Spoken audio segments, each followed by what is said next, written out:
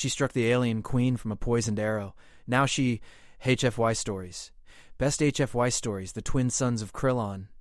9 were low on the horizon, spilling orange and purple light across the jagged desert plains.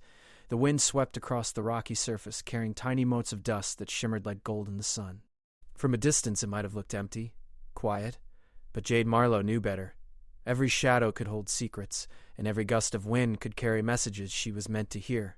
Jade adjusted the strap of her leather quiver and ran a hand over the polished bow slung across her shoulder. The bow was simple, old-fashioned by Galactic standards, but it had a secret. Jade's arrows were tipped with bioneutralizers, a special compound designed not to harm life but to confuse and disarm. It was perfect for dealing with the Zetherians, the alien hive that had been encroaching on human settlements across Krylon. The human colony at Dusthaven was one of the last outposts before the uncharted wilderness of the Outer Moons. Life there was rough. Sandstorms could last for days, and the local merchants dealt in strange, sometimes dangerous goods. But Jade loved the place. It was a frontier town in the truest sense, wild, unpredictable, and full of people who relied on skill and wits rather than technology alone. "Jade!" a voice called from behind. It was Cal Rourke, a trader with a grin as wide as the canyon crevices and a talent for showing up at the wrong or sometimes right moment. She crouched on a ridge overlooking the valley, eyes narrowing as she spotted movement near a crystalline rock formation. "Smart has nothing to do with it," she said. "I need to see them for myself." Cal sighed and approached cautiously. "Them being the Zetherians?" She nodded. The alien hive was unlike anything humans had faced. The Zetherians were telepathic, their queen commanding hundreds of drones with a single thought. They didn't need weapons, but they did have control over their own kind. That made them dangerous, not just to humans, but to themselves. The queen in particular was known for her cunning and intelligence. Jade knelt and drew an arrow from her quiver, examining the tip. The bioneutralizer glimmered under the sun. "I don't want to fight her," she said softly. "Just stop her before she hurts anyone." Cal raised an eyebrow. "Ambitious." Jade's lips twitched into a small smile. "I'm not exactly subtle either." The wind shifted again, and Jade sensed the presence of the queen before she saw her. It was like a ripple in the air, a low hum that touched the mind. She crouched lower, drawing her bow with practiced ease. The queen's form appeared between the rocks, tall, graceful, with wings that reflected the sunlight like a prism. The telepathic hum grew louder, and Jade felt her thoughts brush against something not quite human. "Now," she whispered to herself. Jade knocked the arrow and let it fly in a perfect arc. The bioneutralizer tip released its chemical carefully, not to harm, but to disrupt the queen's control over her hive. The effect was immediate. The alien drones scattered, confused, and the queen froze mid-step.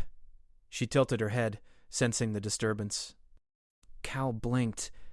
"You did it?" "She's not gone," Jade said. "Just paused. I bought us some time." The queen's wings shimmered once more, and then she vanished into the rocky terrain, leaving a soft ripple in the air, as if she had never been there. Jade lowered her bow, slowly, her mind racing. "You think she'll come back?" Cal asked, cautiously stepping closer. Jade didn't answer at first. She studied the valley below. "Of course she will. And when she does, she'll be stronger." The two of them made their way back to Dusthaven as night fell. Lanterns lit the main street, and a smell of roasted protein and spices filled the air. Life went on as usual, but Jade felt a quiet tension. People went about their business, unaware of the silent battle unfolding just beyond the settlement's edge. At the tavern, she met with Dr.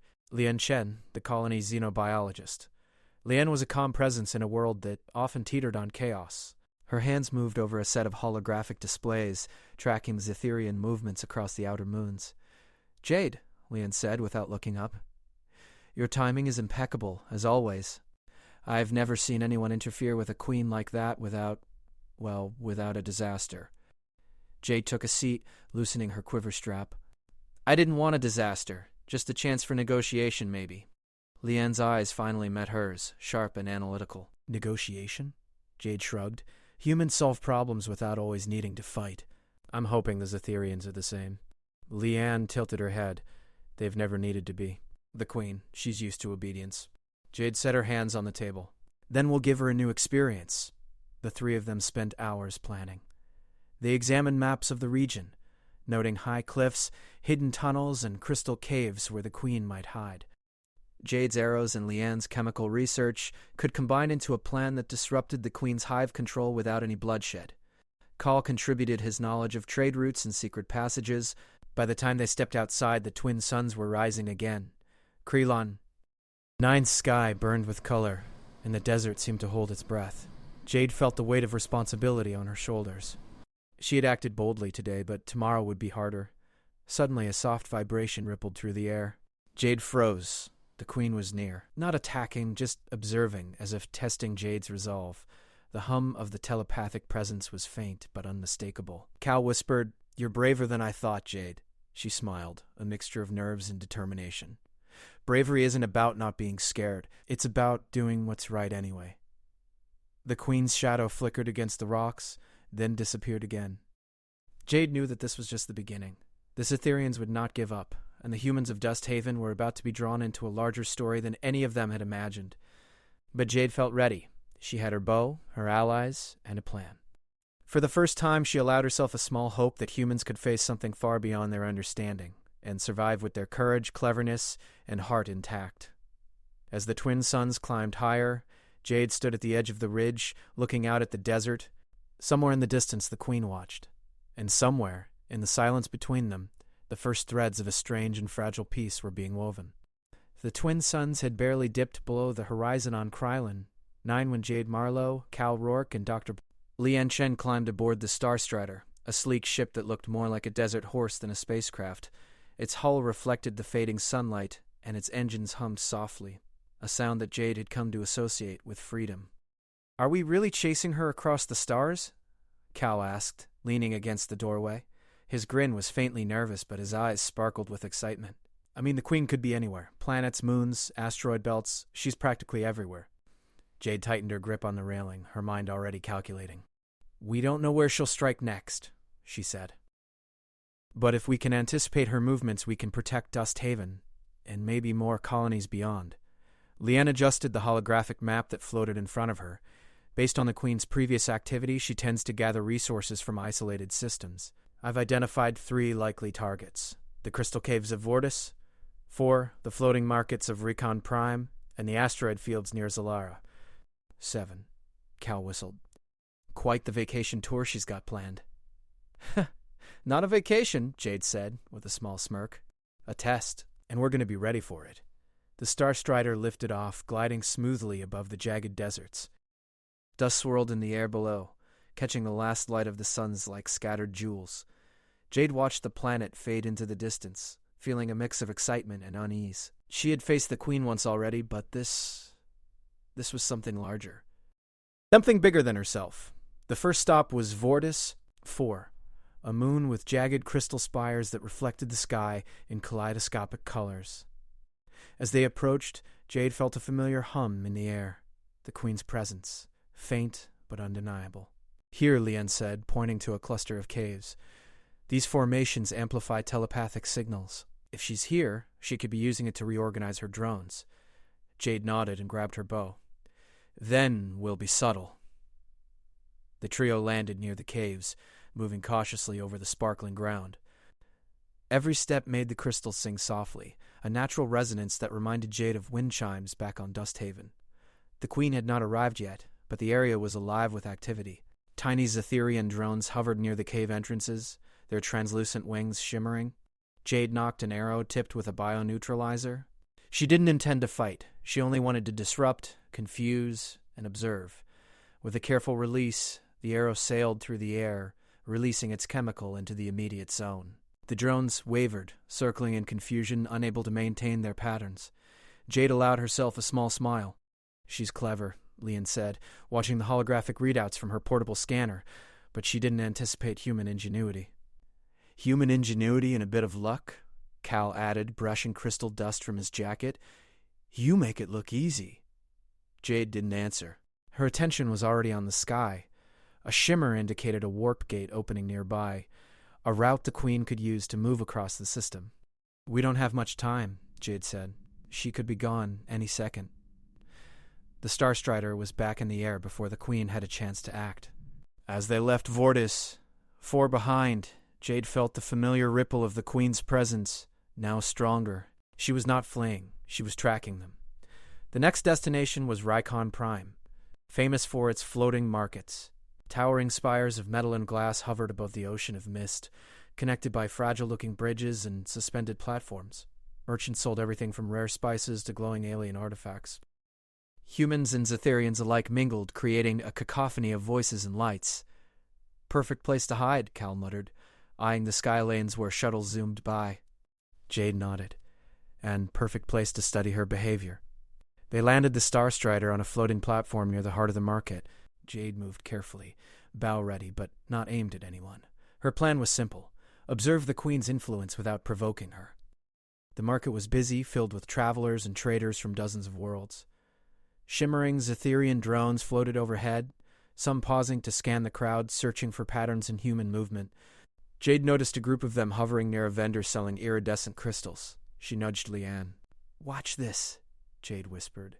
She released a bioneutralizer arrow into the air, letting it drift gently toward the drones. Within moments, the Zetherians began circling aimlessly, their coordination disrupted. People paused, curious at the drone's strange behavior, but no one was harmed. Jade felt a small thrill of satisfaction. "They don't hurt anyone," Leanne said quietly. "Just confusion."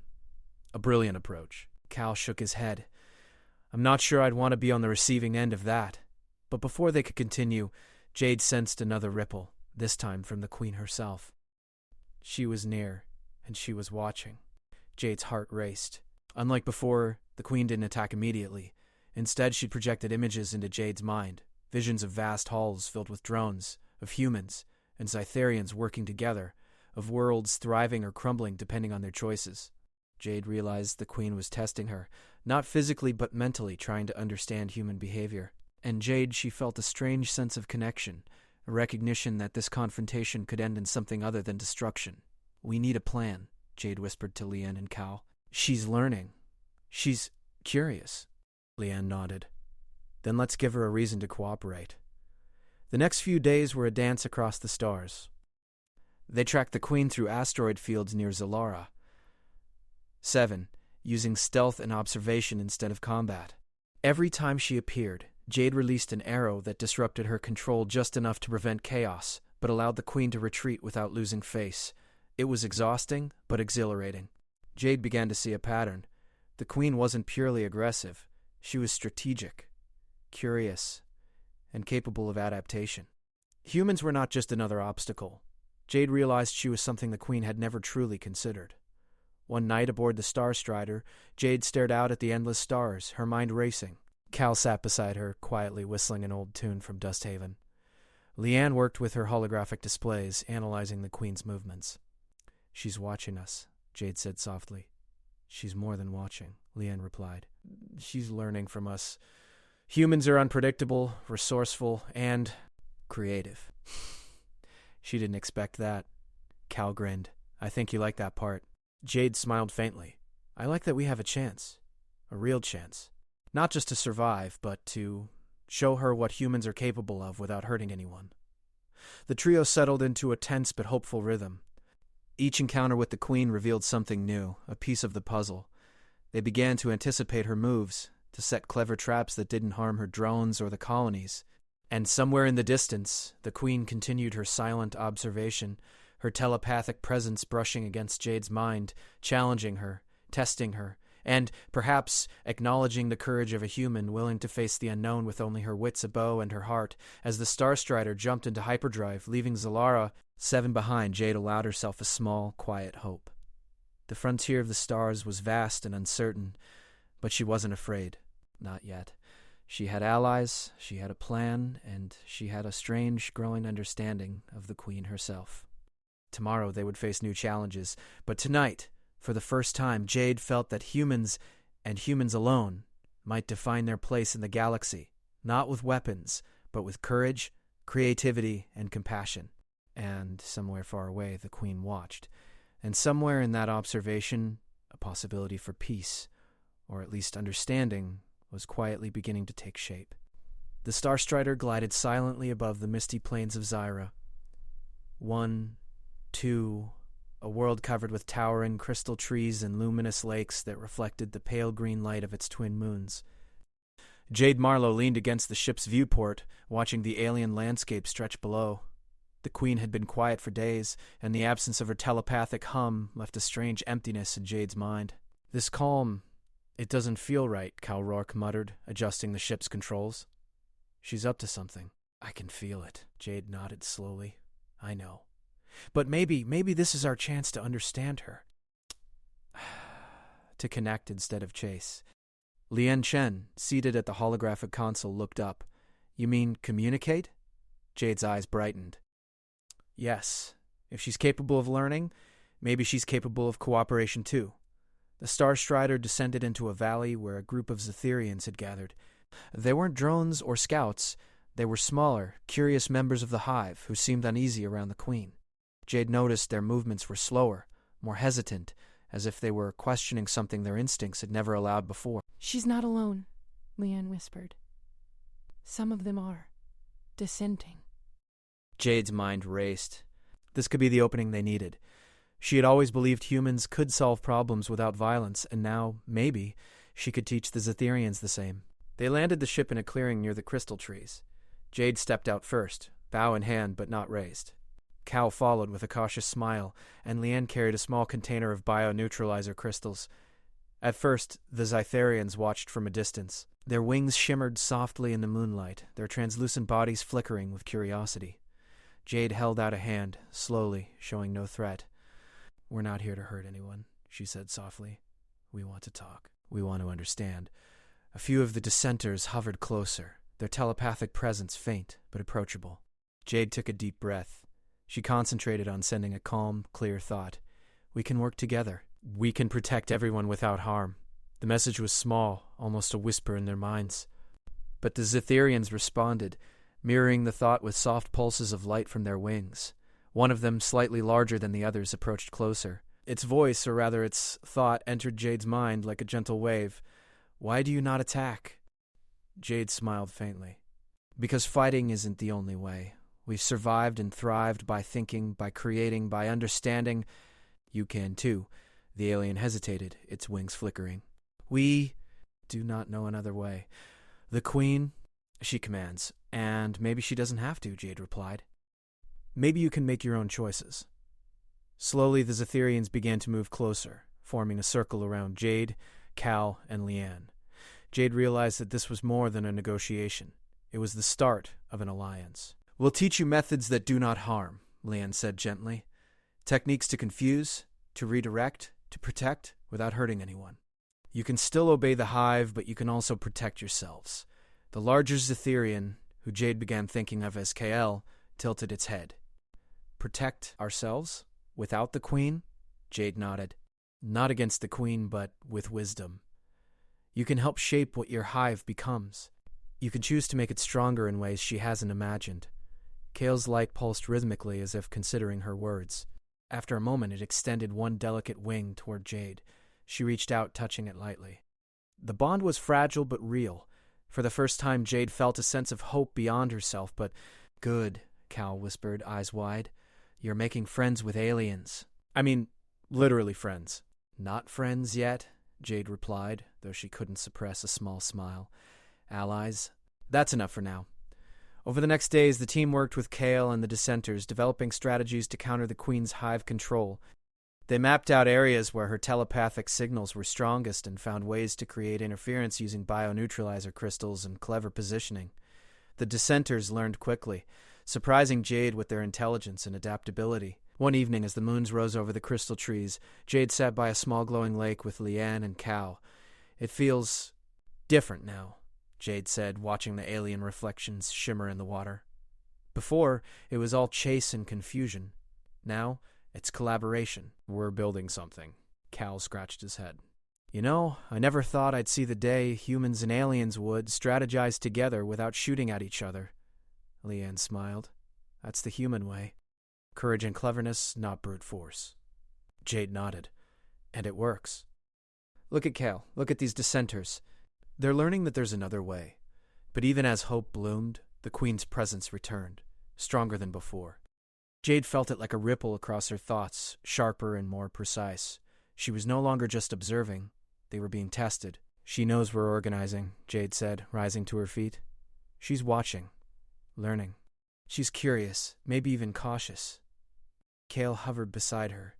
Its light flickered in complex patterns, conveying both concern and interest. She is powerful, yet she does not harm. Jade took a deep breath. Because we have a choice. Humans always have, and now you do too. The following day, Jade and the dissenters practiced their new techniques, creating safe zones where the Queen's control would falter if she tried to influence them directly. The small group moved carefully, weaving through crystal forests, observing and reacting without panic. The Queen tested them occasionally, projecting visions meant to distract or confuse. But each time Jade and her allies adapted, learning to respond with clarity and calm. It became clear that the Queen respected intelligence and ingenuity. She was not malevolent, just focused on control. And control, Jade realized, could be redirected. By the end of their training, the team had developed a subtle but powerful strategy. They could disrupt the Queen's network, protect the dissenters, and create areas where the Queen could not impose her will. It was clever, it was peaceful, and it relied on collaboration rather than force. As the sons of Zyra, 2 rows on the final day of their stay, Jade stood with Cal, Leanne, and Kale on a cliff overlooking the valley. "This is just the beginning," she said. "Tomorrow we'll test our plan. Not to defeat her, but to show her there's another way." Kale's wings pulsed slowly. "We will follow." "Together," Jade smiled. "Good. Together." She looked out at the horizon, thinking of Dust Haven, Vortis, 4, and the floating markets of Rykon Prime. The universe was vast and unpredictable, full of challenges beyond human imagination. But for the first time, she felt that humans, and those willing to work with them, could not only survive, but shape the future. The Starstrider's engines hummed softly, ready for the next step. The Queen might return, testing their resolve, her presence a constant reminder of the challenge ahead. But Jade no longer felt fear. She felt purpose. And with her allies, both human and Zetherian, she was ready for whatever came next. The alliance had formed. Knowledge and ingenuity would guide them. And somewhere in the shadows the Queen watched, curious, perhaps learning, and perhaps beginning to understand the value of cooperation over domination. Jade tightened her grip on her bow. The frontier was no longer just a place. It was a promise. A promise that humans with courage, creativity, and compassion could face the unknown, make allies, and change the course of worlds without ever spilling a drop of blood. And with that thought, Jade stepped back into the Starstrider, ready for the journey ahead. The Queen would return. But next time, Jade would not just face her alone. She would face her with an alliance of humans and Zetherians, united in cleverness, courage, and hope. The floating citadel of Zither Prime shimmered like a jewel in the endless black of space. Its spires reflected the light of a distant star, and the air hummed with faint telepathic energy. Jade Marlowe stood at the edge of the Starstrider's landing platform, her bow slung across her shoulder. Around her, Cal Rourke adjusted the ship's scanners while Dr. Lian Chen prepared a final batch of bio-neutralizer crystals. Kale hovered nearby, its wings flickering softly. "This is it," Jade whispered. "The Queen's home, the heart of her hive." Cal whistled, half nervous, half impressed. "Never thought I'd see the day we'd be sneaking into an alien palace without shooting anyone." Jade smiled faintly. "We're not here to fight. We're here to show her there's another way." The Starstrider descended onto a wide, crystalline landing pad. The Citadel's surface pulsed with soft light, reacting to their presence. The Queen appeared at the top of a spire, her form massive and radiant. But unlike before, there was no aggression in her telepathic signal, only curiosity. Jade took a deep breath and knocked an arrow tipped with a bio-neutralizer. "We're not attacking," she said softly. "This is to create a calm field, to let her see us clearly." The arrow sailed through the air and released its chemical into the surrounding space. The Queen froze mid-flight, her drones hovering uncertainly, and a ripple of confusion spread across the hive network. It was subtle, enough to show disruption without harm. The Queen's telepathic presence brushed against Jade's mind, sharp and probing. "Why do you interfere, human?" Jade met the question with clarity. "We do not interfere to destroy. We interfere to teach a choice. You can control, or you can guide." The Queen pulsed, a soft glow spreading across her wings. "Choice. You propose humans can teach aliens choice?" Yes, Jade said. And we can show you that it can strengthen your hive. You don't have to control blindly. You can cooperate, and the hive will thrive. Kale hovered beside her, transmitting support through subtle light pulses. We believe in her. She shows the way. The queen tilted her head. It was the first sign of hesitation Jade had ever seen. Her telepathic hum, which had always been so sharp and commanding, softened. You suggest a new order, without conflict? Jade nodded. Exactly. We've tested this with your dissenters. They learned. They chose differently, and they are stronger for it. We can expand this across your hive, without harm, without fear. For a long moment there was silence. Then, slowly, the queen's form shimmered, as if accepting the idea. Her drones hovered still, watching. Jade felt a cautious hope grow inside her chest. This will require trust, Jade said. But trust can build more than fear ever could. The queen's presence rippled, curious, and for the first time Jade sensed understanding. The alien hive wasn't rejecting her. It was considering, evaluating, and maybe even learning. Lien stepped forward, projecting a holographic diagram of the queen's network. If we implement controlled fields like this, we can create zones of free choice within the hive. Drones and dissenters alike will experience autonomy while still maintaining order. Cal raised an eyebrow. Basically, we give them some space to think for themselves, and the queen keeps her hive? Genius. Jade nodded. It's the only way to prove humans can guide without destroying, and aliens can learn without fear. The queen pulsed again, brighter this time. I observe. I consider. You do not harm, yet disrupt. Why? Jade took a step closer. 'Cause that is how humans survive and thrive. We adapt, we learn, we solve problems without violence. You can too. The queen hovered, her massive wings flickering with thought. Then, slowly, she projected a series of images, visions of drones working alongside humans, Zetharian dissenters guiding the hive with wisdom, colonies prospering, worlds connected by cooperation. Jade's heart leapt. The queen was seeing the possibilities, and she was imagining them. If cooperation strengthens the hive, why not? The queen thought. Yes, Jade said softly. It strengthens everyone. Humans, Zetharians, and the hive itself. You can guide without controlling. You can protect without fear. And you can grow together. Kale flickered with light, communicating approval. We support her. Humans show a way. The queen remained still for what felt like hours, but gradually her hum softened entirely. Then she spoke, or rather, she projected a clear thought into Jade's mind. Very well. We begin this new order. Jade felt relief flood her chest. It wasn't a victory in the traditional sense. There had been no fight, no destruction. Yet it was more powerful than anything she had imagined. The queen had accepted change. We'll help you, Jade said, her voice calm but steady. Step by step. Together. The queen pulsed once more, and a wave of telepathic energy rippled through the citadel. Drones adjusted, pausing and hovering in patterns that suggested curiosity rather than obedience. The dissenters moved confidently among them, demonstrating the new way forward. Lion smiled. It's working. They're learning. Cal shook his head, amazed. And we didn't fire a single shot. Humans really are clever. Jade allowed herself a small, quiet smile. Clever and compassionate. That's what keeps us alive. And it's what makes us strong. The next hours were a careful dance. Jade and her allies helped the queen implement zones of autonomy within the hive. Drones learned to follow guidance instead of command, dissenters taught others to think creatively, and humans demonstrated ways to solve problems without force. The queen observed, occasionally projecting visions to test understanding, but she never interfered aggressively. By the end of the day, the citadel was alive in a new way. Energy flowed smoothly, drones moved with purpose yet freedom, and the queen pulsed a rhythm that suggested satisfaction. Jade stood at the edge of the central spire, looking out at the vast expanse of space. We did it, Cal said softly. Jade shook her head with a gentle smile. We started it. The queen will continue. The hive will continue. But humans showed them another way. That is the true victory. Kale hovered beside her, wings flickering in appreciation. Humans strong. Not in force, but in heart and mind.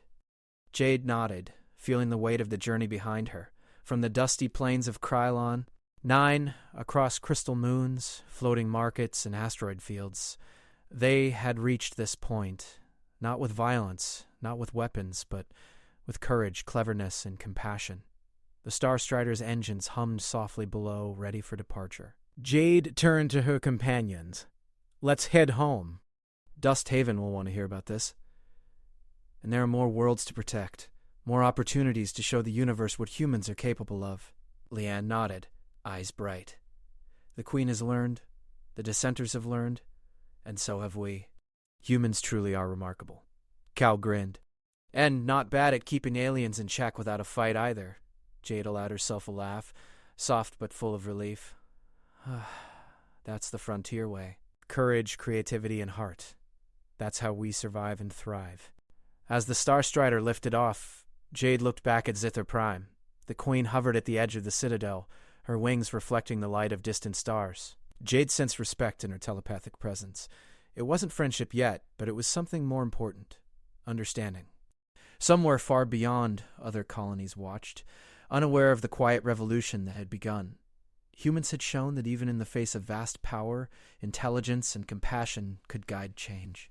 And somewhere in the unknown reaches of space, the Queen and her hive would remember the humans who faced them with courage and chose cooperation over conflict.